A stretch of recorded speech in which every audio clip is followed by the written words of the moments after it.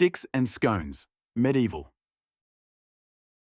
Sticks and Scones, Medieval Festivals and Murder at the Bakeshop. Part 1. Introduction. Welcome to the magic of Ashland. Welcome back to the channel. Close your eyes and imagine the scent of warm, buttery scones fresh out of the oven, the steam rising from a cup of Earl Grey tea, and the quiet charm of a small town where the biggest drama is usually the local theatre production.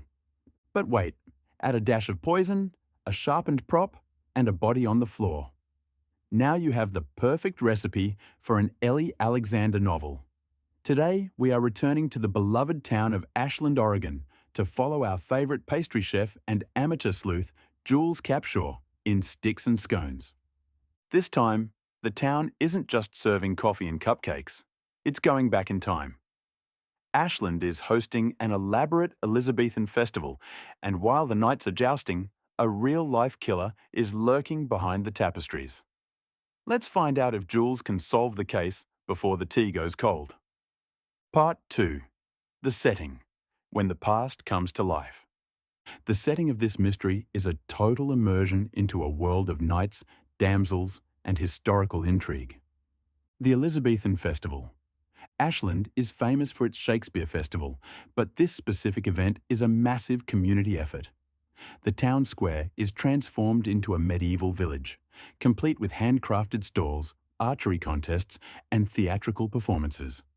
Torte, the heart of the event, Jules Capshaw's family bake shop, Torte, is at the centre of the action. They have been commissioned to provide all the authentic period-style pastries and tea service for the high-profile guests.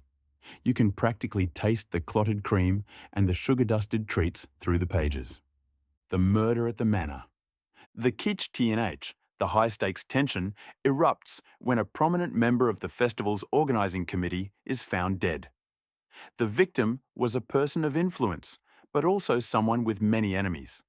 The shock comes from the murder weapon, a replica of a historical artifact that suggests the killer has a deep obsession with the very history they are celebrating.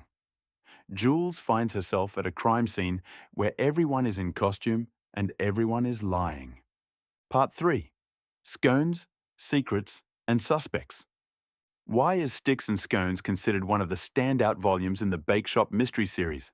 It's the perfect blend of subplots. 1. A cultural and culinary fusion. Ellie Alexander masterfully weaves the history of Renaissance cooking into Torte's modern menu. We learn about ancient spices like saffron and rosewater being used in traditional scones. This artistic highlight adds a layer of intellectual satisfaction to the book.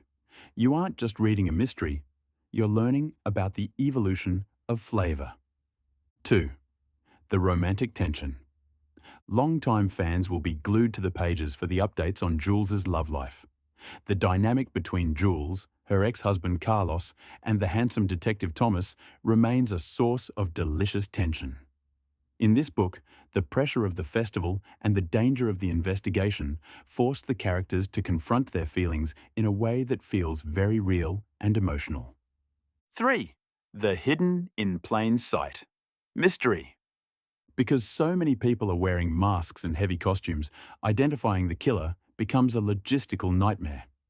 Jules has to rely on her social connections within the town to figure out who was where when the crime occurred.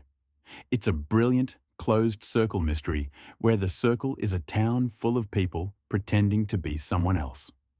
Part 4. Analysis, the strength of the cozy community.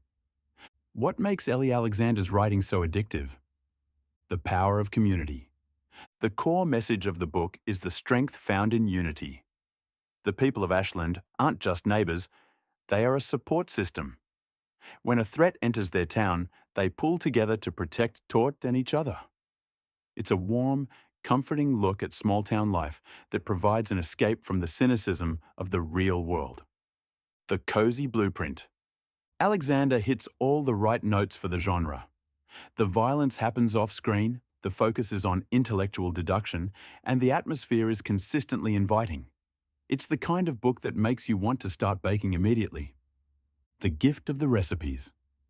As a hallmark of the series, the book concludes with a treasure trove of real recipes. From the signature scones mentioned in the title to delicate savoury tarts, these instructions allow the reader to bring a piece of torte into their own home. It's a brilliant marketing move that creates a deep sensory connection with the audience. Part 5. Conclusion. A sweet and satisfying finish.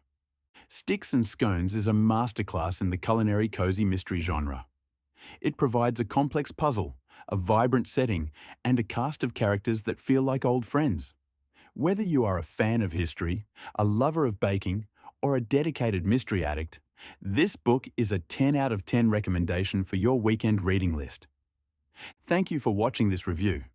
If you could live in any historical era, which one would you choose?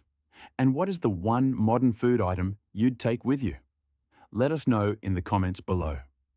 Don't forget to like and subscribe to join us for our next journey into the world's most delicious and dangerous mysteries. Until next time, keep your tea hot, your scones buttery, and your eyes on the shadows. Goodbye.